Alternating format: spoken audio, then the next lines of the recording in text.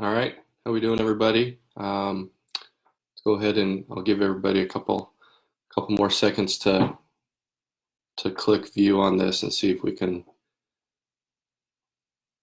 have everybody here from the beginning. But hope you guys are all doing well.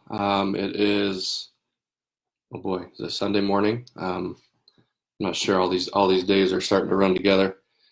Let's see. So this is my third one of these videos, and um, for those of you that have watched the other two, you know that I've never done these before. So I'm finding it's enjoyable. It's a way for me to teach in a time when most of us don't have an opportunity to be around our players and our students. So this is fun for me, a way to get some stuff out there. And honestly, I'd been wanting to do stuff like this for a while. I am able to get these videos over to our YouTube page. So that's nice. I mean, I hadn't planned on it working out that way, but I found a way to make that work. Before I get going in this, if I say some things and I'm trying to describe some things and you're not quite understanding, please feel free to comment and leave a question. And after I'm all done with kind of my explanation of stuff, I will get to as many of those as I can. First of all, today, obviously, as you guys saw, we're going to talk about pitch grips. We've talked about arm care earlier in the week. The other day, I talked about calling pitches from the dugout. Today, we're just going to go straight pitch grips. Now, let me give you guys a quick disclaimer real quick. Some of the stuff I'm going to be sharing is stuff that I found worked for me. For those that don't know, I pitched for 14 years and then finished 2010 was my last year. So since then I've been coaching. So have had a lot of opportunity to see and talk with different players. It's very interesting to me, especially with our college kids, to see different grips that come in that I never would have imagined, but it works. Proof to me that there is many different ways to do this. So again, my disclaimer is what I'm going to talk to you about today are things that I found worked for me as a pitcher and things that I've seen work for other athletes. And again, some of you that are listening that maybe were pitchers yourselves, I might show you something and you say that didn't work for me, and that's all a part of it. I found that there's many different ways to do it. So if it's not making sense to you what I'm talking about, that's okay. Feel free in a comment to maybe try to describe what worked for you. My first thing I'll say is when it comes to different pitch grips, it's super important to me that you experiment as much as possible. During that experimentation, you are, especially if you're older, talking with different teammates, finding how they throw it, talking to your coaches, what worked for them when they played. Again, with a mindset and an attitude that there's many different ways to do it, and let's try it. You never know when something will click. And even with that in mind, you might try something today and it doesn't work, but you revisit it 5 years from now, and all of a sudden I'm at a different point in my development, and now I can make it work. So don't be afraid to try different things, but on the other time, experiment often. Experiment with different fastball grips, changeups, breaking balls. Try different things, see what works out there. Another great resource, especially in this information generation, if you guys hop on YouTube, there are a ton of great videos, and even with some of our major networks, they're covering and interviewing players, discussing the different pitch grips that they use and what works for them. I mean, there's even some really cool images out there where it will show a big league pitcher and show all of his different grips in one picture. And even with those, I mean, I've seen some of those like I never would have thought about that, or the ball's turned slightly a different way than I personally would do it, or I've seen before. So again, it's just a great way to see that there's just different ways to do it. Here in my notes I also have before I get to the pitches, we should, as a pitcher, even if I'm not pitching that day in a game or throwing a bullpen, we should be practicing playing catch as a pitcher. So when we play catch as a pitcher, I am obviously everybody's fastball grip. That's the one they're most confident in, because you think about it, we throw it more than any other grip. But every day we're playing catch, there should be multiple reps with our different grips, whether it's changeups, playing catch with changeups. Personally, when it comes to playing catch with changeups, I like to do it at a further distance, at least 90 feet. I find that if myself or players are closer to each other, then we tend to not throw it with the arm speed that we would use in a game. Whereas if I'm back at 90 feet or even further, I can really feel that extension on my changeup and make sure I'm maintaining arm speed. Now, with that said, you might see some guys who like to play catch. Sorry, dog's wanting in. Like to play catch with their changeup at a closer distance, and that's just to work on feel, just to work on feeling the ball off their fingertips. Maybe that's what works for them. Again, there's different ways to do it, right? So I'm just explaining to you and sharing with you what I found worked for me and other players. All right, let's go to the four seam. So real quick, four seam grip. Hopefully most of you realize it's when we're holding it across. See if I can find this right angle. When we're holding it across the horseshoe. Okay.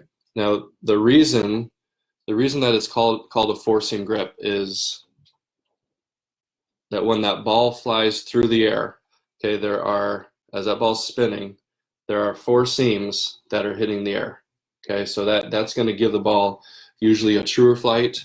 It's going to give it better carry if you're playing long toss.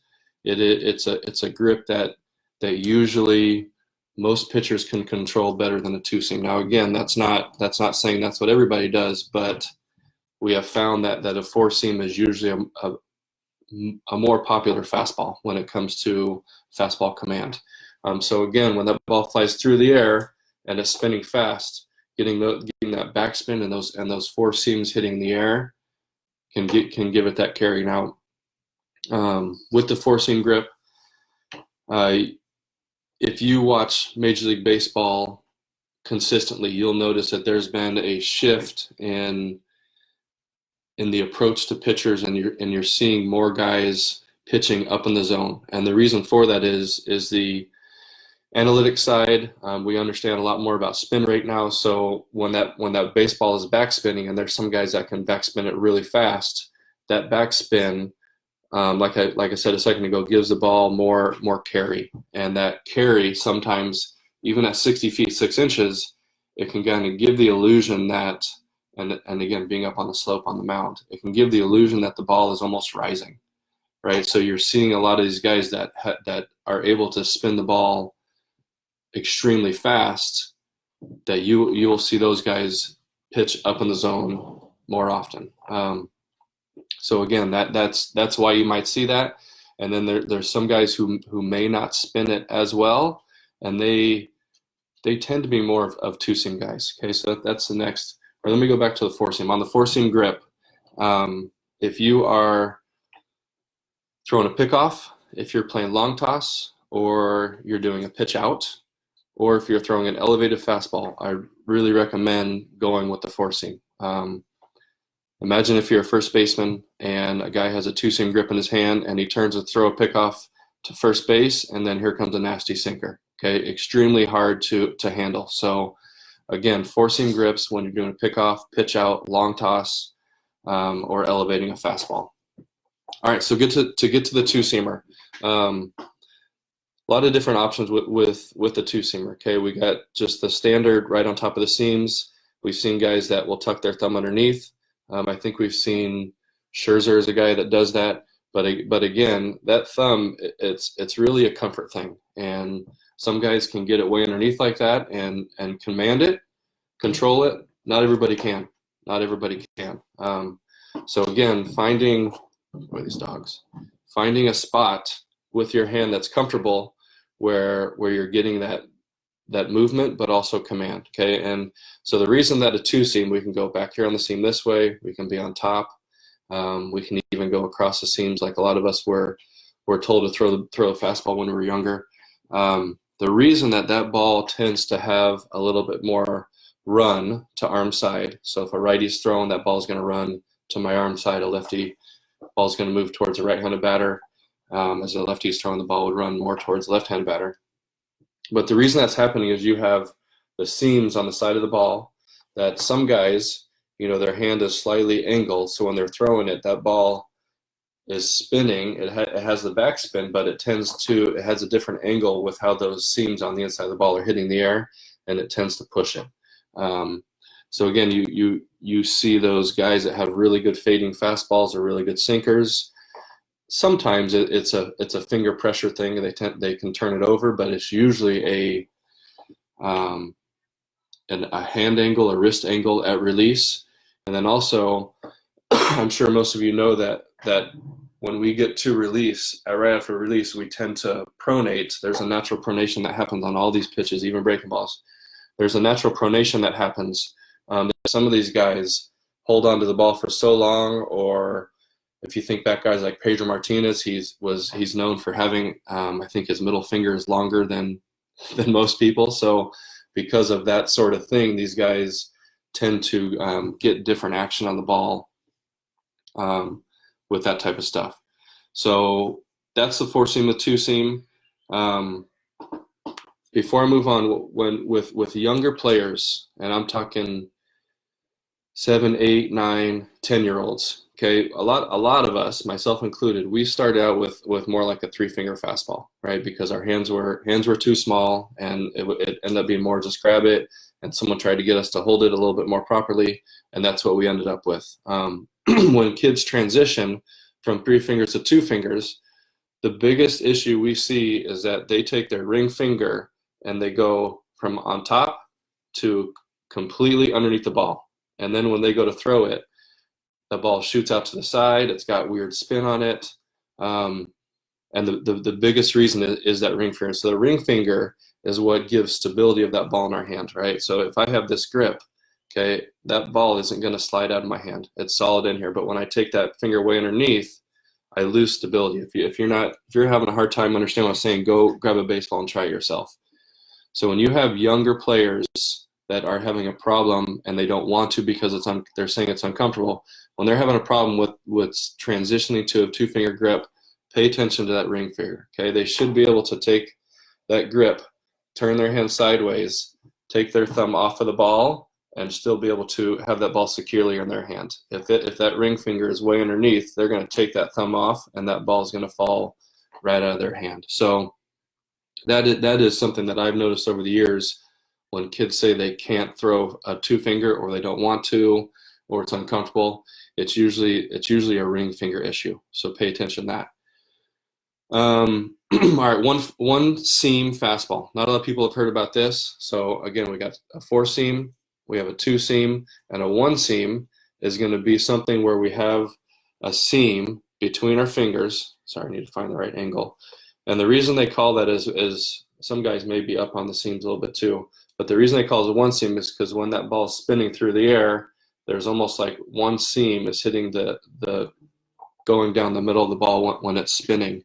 And that a 1-seam fastball tends to act more like a 2-seam, and so it tends to have a little bit more run and some sink. So again, I mean, these are I didn't throw that pitch. I did not throw a 1-seamer, but I saw multiple guys use it, and I saw guys have great success with it at the highest level.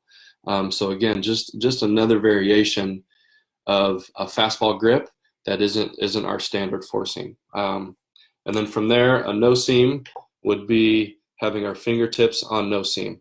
Okay, so when I go to throw it, my fingers aren't resting on any seam.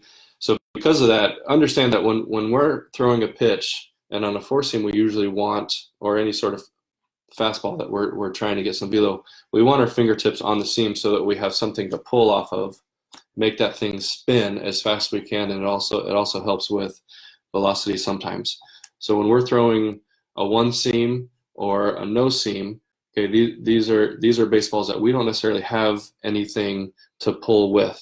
Okay, so because of that lack of pull on our fingertips, there's going to be less spin on the ball, and less spin tends to give us more movement. Okay, so Usually, not always, but it is something that can lead to more run, more sink on our fastballs. Let's see. I think that's it about with fastballs.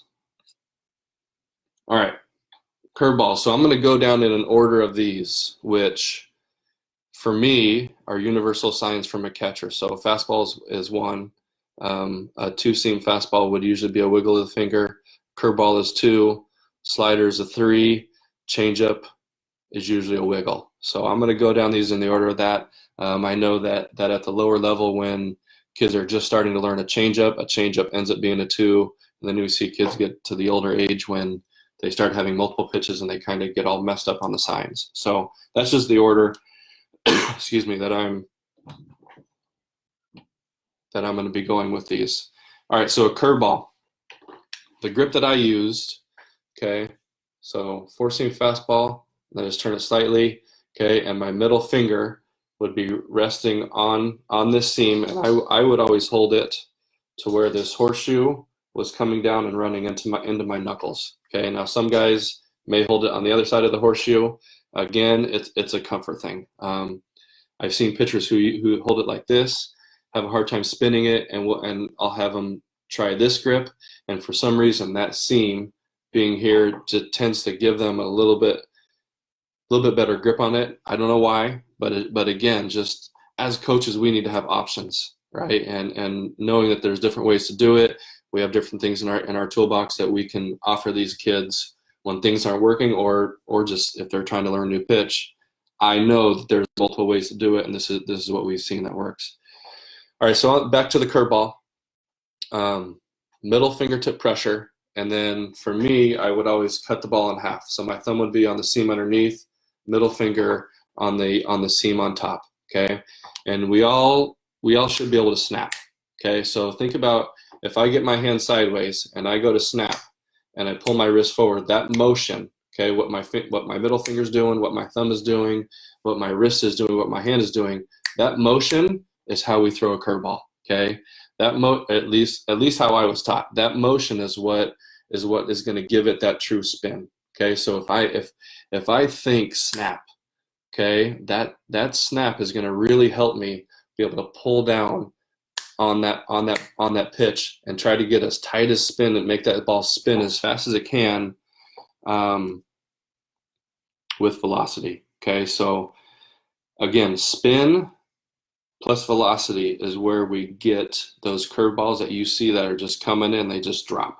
Okay, and that's ultimately the long-term goal. Obviously, it doesn't start out this way, but the long-term goal is to have a curveball that comes in at a good velocity and then just drops, not one that necessarily rolls. Okay, which again, a lot of kids, we've seen some kids that are really good with the spin part, but they don't have the velocity yet. So those breaking balls tend to be more of those rollers, those kind of big archy ones. But again, as they grow and gain more velocity and they're already really good at spinning it, it could end up being a really good snapping, have good, we use the term bite, have a good bite to it, or good bottom. There's different terms that have been used to get that thing to drop off the table. So again, on a curveball, fastball, we're behind it, almost like I'm high-fiving. On a curveball, I'm going to get sideways. Okay, and I was taught, my father taught me when I was younger to help get more spin was to think fastball, fastball, fastball, and then curveball up top. Okay, and that again, a lot of, I guess, inexperienced coaches or inexperienced players, we hear, excuse me, we hear a lot of don't snap your wrist, don't break your wrist, have a stiff wrist when you throw it. I mean, to be honest, we're learning everything now that if you're doing it properly, it's not putting any extra stress on your arm. Yeah, we might hold on to our elbow and see different things move and feel differently, but if done properly, it's not any more stress. Again, I can get hurt from throwing fastballs all my life, the same way throwing fastballs with bad mechanics, the same way I can get hurt throwing other types of pitches with bad mechanics. We have to understand what leads to injuries, and again, just coming from experience and talking with a lot of players, it's not always necessarily because of curveballs, where there's a big fear out there that curveballs hurt young arms. I don't like young kids throwing them when they're preteens necessarily, because it takes away from focus on mechanics, focus on fastball command, and using those great years to gain and develop confidence in a changeup grip. All right, I think that's it on curveballs. All right, so slider.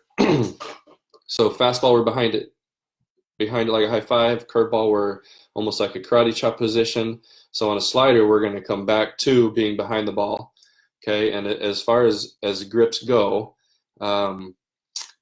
we can use a curveball grip. We can throw a slider with that grip. I personally use an offset four-seam grip and would put my fingers together. So instead of the fastball being, I'm trying to find this right angle.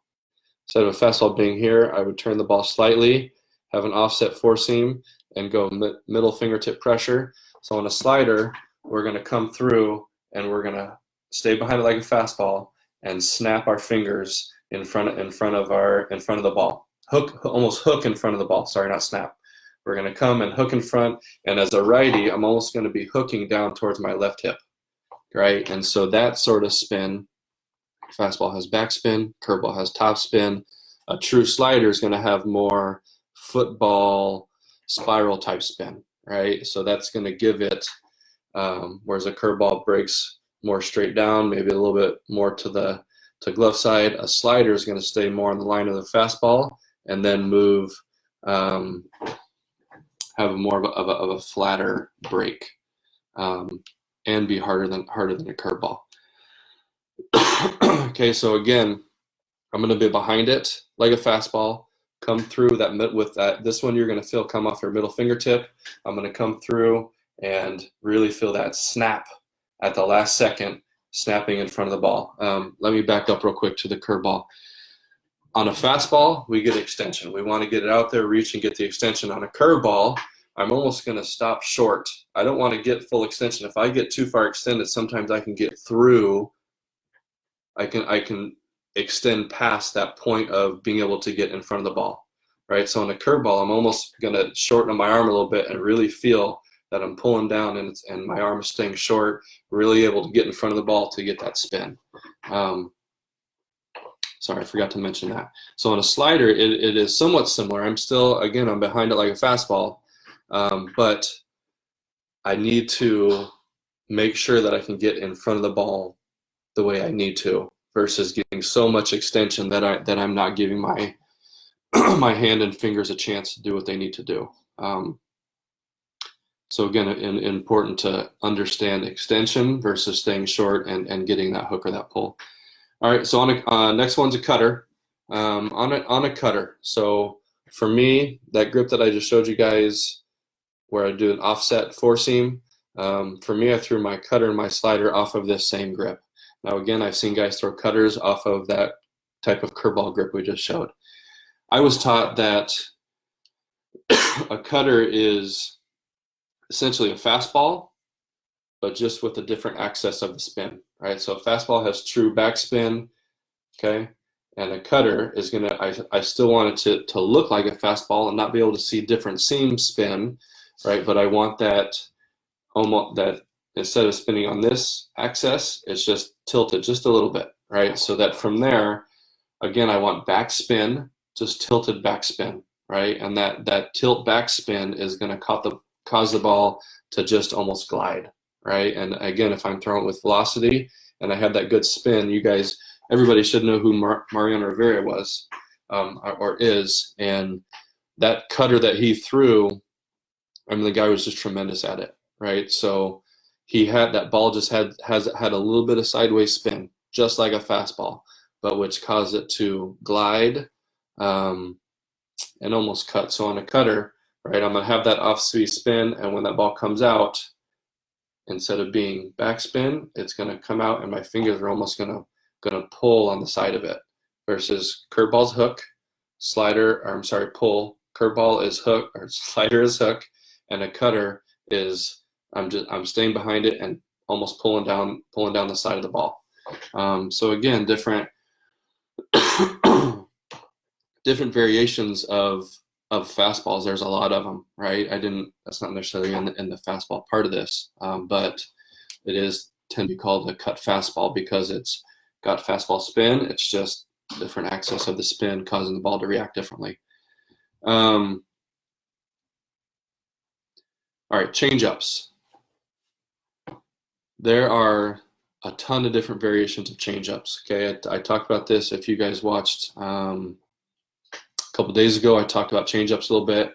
So again, I'm just, for you guys that weren't on there, one of the biggest things that I guess not biggest things, but what's usually taught to young pitchers is the term circle change is used a lot.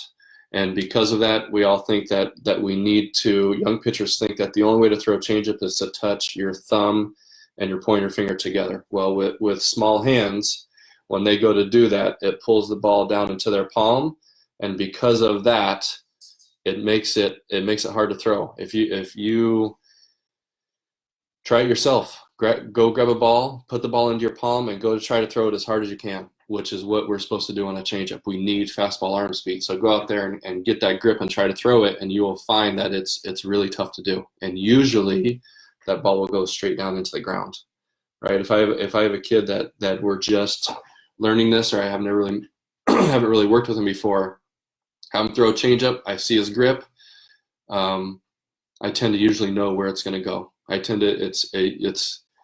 We've seen it so much that we know that, one, the kid is probably going to slow his arm down because of how he's holding the ball. He's going to feel he needs to do that to control it. And when we ask him to throw it like his fastball with arm speed, we use 9 out of 10 times we know exactly where it's going to go, and that's usually straight down. Okay, so with this fastball, it's not on our palm, it's in our fingers. Okay, it's in our fingers. So on a changeup, I'm going to just shift my fingers over, leave my thumb where it is. There's no rule that says on a changeup that we have to touch our fingers. There's no rule. Okay, we have to, if we're a young coach, we have to get that out of our head. Okay, have the ball on our fingers. From there, you can leave the thumb can be completely underneath it. That's totally fine. Okay, every grip that we throw, everything that we're talking about, we throw it with our fingers, not the palm of our hand. With that said, are there guys in the past that have thrown palm balls? Sure, right, it happens. But when we're talking about young athletes, when we're talking about a majority of pitchers, that ball cannot be in their palm for them to control it. Okay. All right. So on the changeup, that's just a grip to use. Right. Some guys might have the pinky up a little bit higher. Some it's complete with those middle fingers. Feel like you're throwing a fastball with those middle fingers.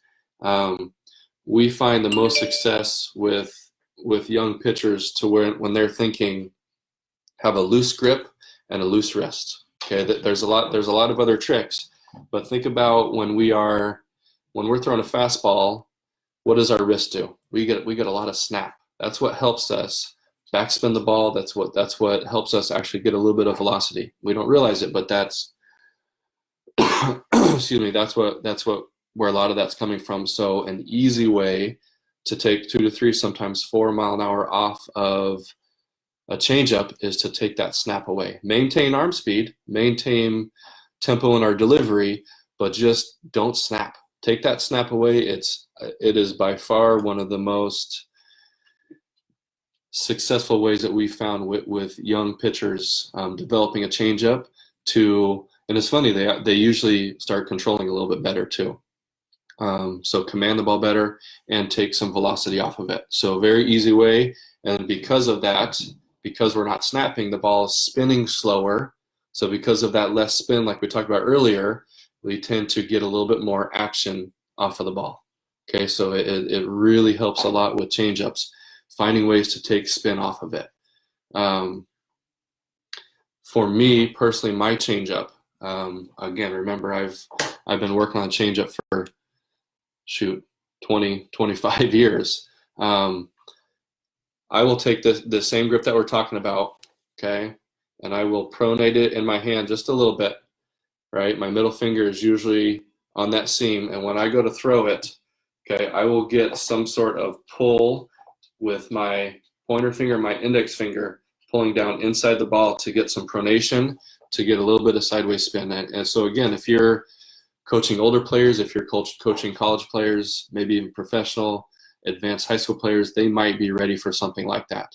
Until then, just find a grip and tell them to stay behind it and get control of it first before we start trying to pronate and manipulate in that manner.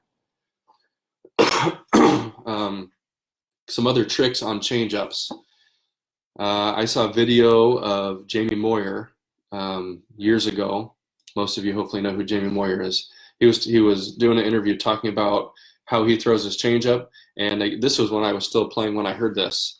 And what he would do was he would try to leave his foot back on the rubber while he was moving down the mound. So what that would do is it would take the drive out of his legs, it would kill his lower half, but not mess with anything in his upper half. And personally, I tried that, and it ended up being something that really helped me. Again, my changeup right now is 10 times better than it was when I was a player, just because I throw it so much and try different things more than I did as a player.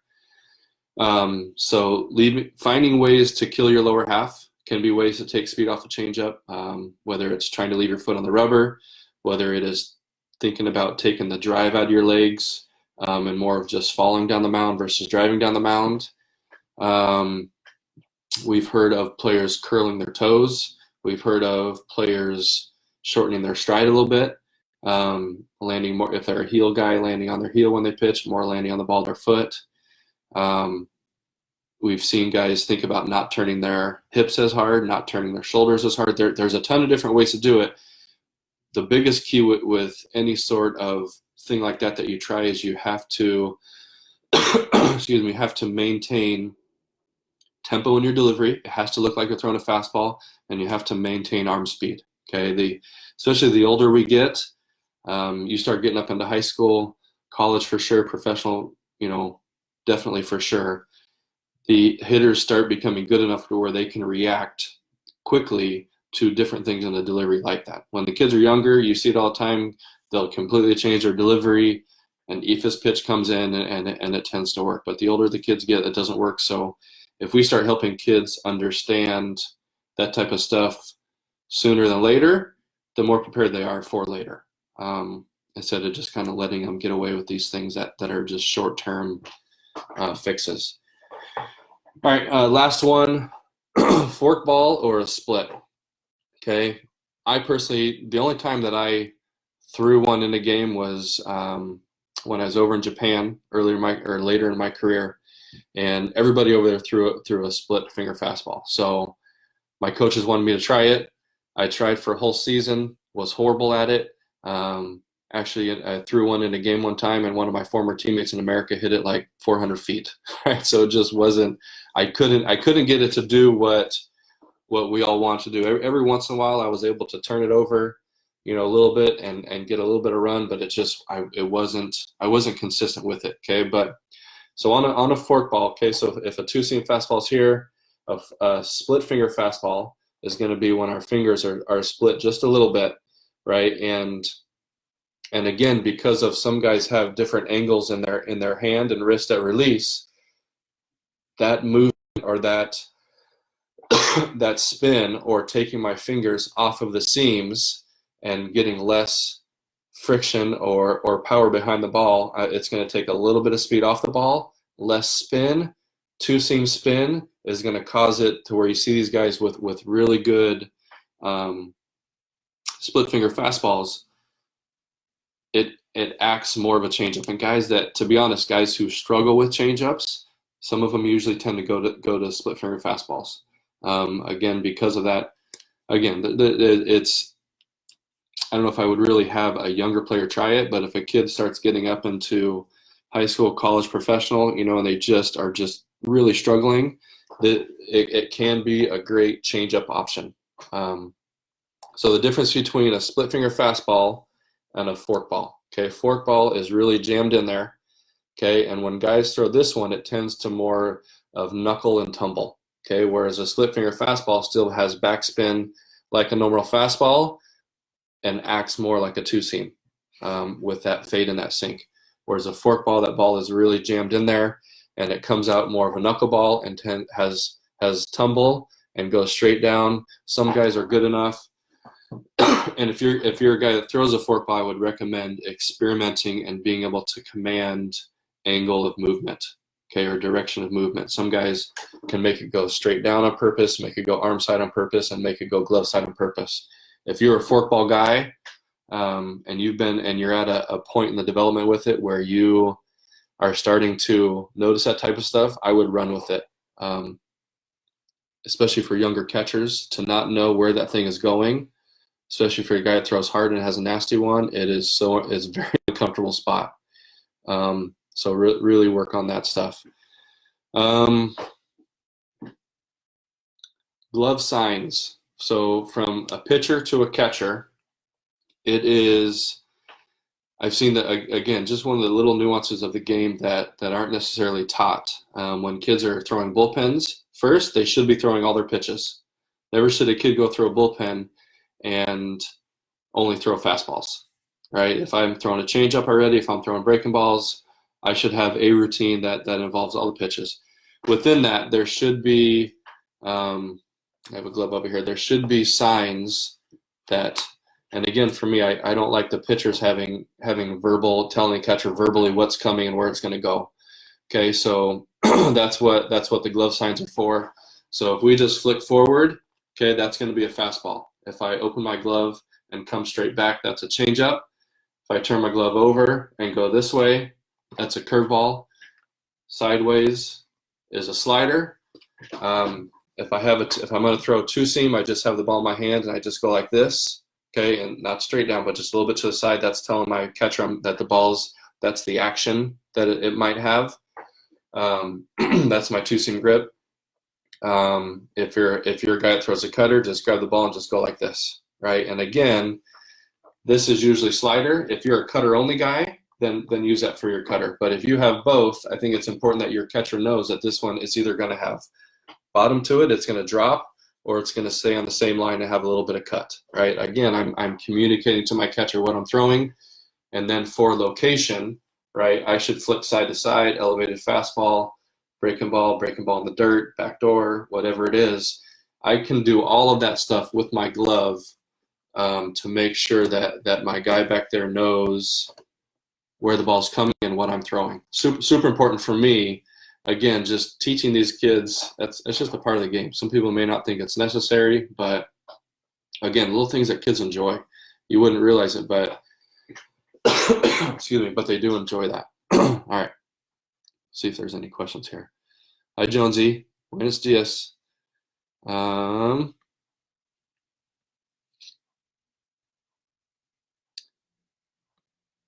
see. All right. Timothy Morneau. He said, what is your take on Rapsodo? Do you think that high school coaches should use it if the athlete is wanting to go to the next level? Would it help figure out with certain grips? Okay, so Rapsodo, personally, I have not been on it myself. I have not used it, but I have talked with many people who do use it. And again, just studying the game and social media is tremendous for a lot of this stuff being out there.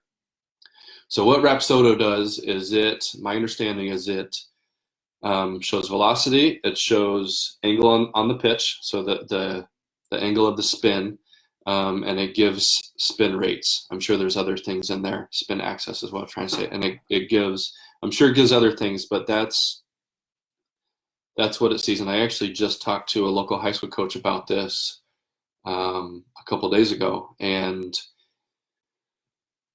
my opinion on a lot of this type of stuff that is newer into our game, it gives a ton of tremendous information. I like that stuff because it can give something that gives our athletes a benchmark. Like this is where I would use it more of a benchmark type thing. Maybe once a month, once every couple weeks, couple times a season, beginning of the season, after the season, whatever it is, something to show actual numbers and progress besides stats. I mean, stats show us how we're doing too. A lot of times the hitters will let us know as pitchers. The hitters let us know what we're doing, but they can be really good. So, for instance, we talked about fastball backspin. It's going to show me what type of spin access I have, and two, how fast I'm spinning it. So from there, I can do things to work on spinning it better. Right? I can work on, maybe I need to snap more, maybe I need more wrist, I need to feel more finger behind it. I can try different things to try to get that number up. If we didn't have that sort of information, we obviously would have no idea what it was. And that's, again, back in my generation, that stuff wasn't there. I knew that with my fastball, I heard hitters on many occasions tell me that my fastball tend to seem like it was going down, but it would stay up, right? So that illusion that the ball's rising. And again, now I know, because of all this Rapsodo stuff and all this information that's out there, that I was able to just backspin it well at times. So on a curveball, we can see the spin on a curveball because of that device. Now, again, with that spin rate that it's going to give us, there's probably, I haven't seen them, but there's probably parameters like you want to be in this range for this type of pitch. These, if we're understanding, finger pull, wrist pull, snap, we might be able to do different things to try it to get that spin rate up. And like we mentioned, on a on a breaking ball, that nasty bite, that hard bite, comes from spin and velocity, right? So it's a tool to be able to see real numbers on that stuff. Now, on the flip side of that, I personally am not a fan of players who are in the middle of season competing a lot, watching too much video or paying too much attention to those type of things.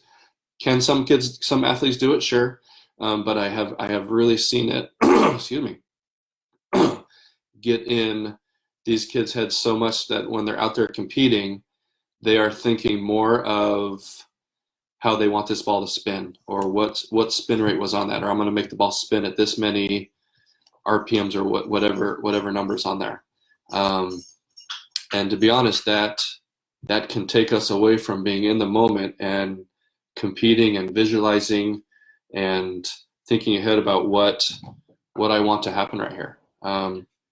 So again, for me, I'd be very, very careful about how it's used, when it's used, and how much it's used. Good question. Hope I gave you an answer. Antonio said, "Can you show changeup with a 2-seam grip?"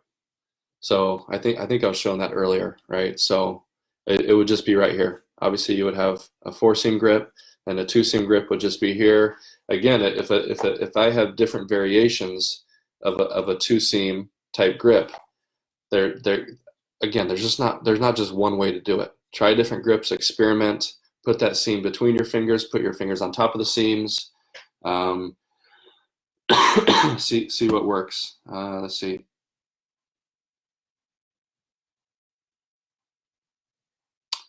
Ryan Riley asked if this will be archived later. It stays on our Facebook page, and I will also post it to YouTube. I'll do that with all these.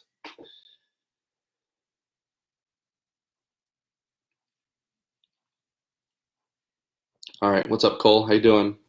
Let's see. Cole said, "What is your take on learning different grips while at the younger age, then advancing to more aggressive ones when, if fingers grow?"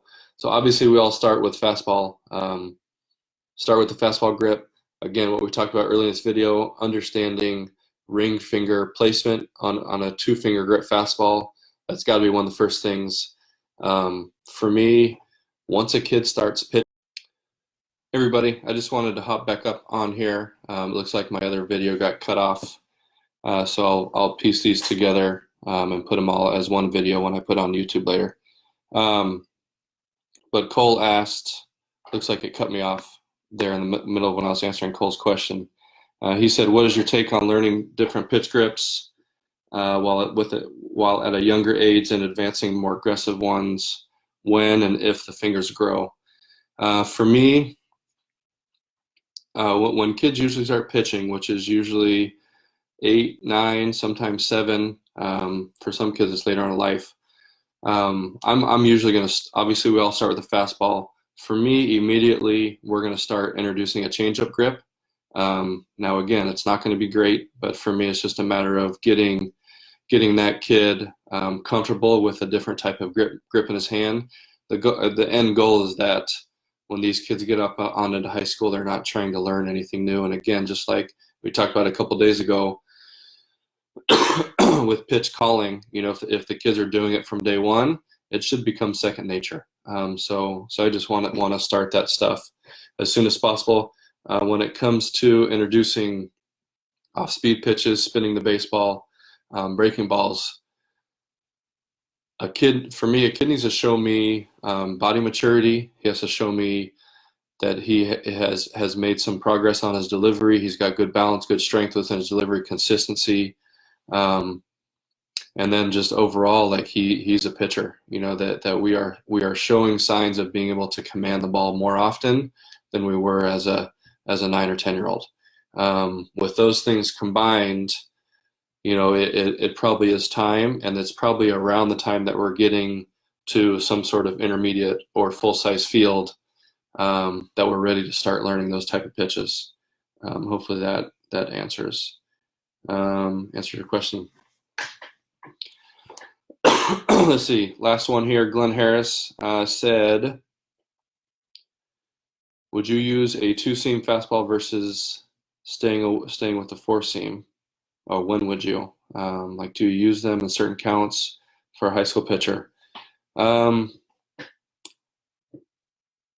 Some pitchers who throw two-seam can get good two-seam action to arm side. So when I say arm side, I'm talking about if I'm looking at the catcher, my throwing arm, that's arm side. So a lot of pitchers can get more fastball two-seam sinking action to that arm side versus it's tougher to get at glove side. So you'll see, and you've even seen in the big leagues a lot, where guys will throw their fastballs arm side will be more often two-seam, and their fastballs glove side will be often four-seam.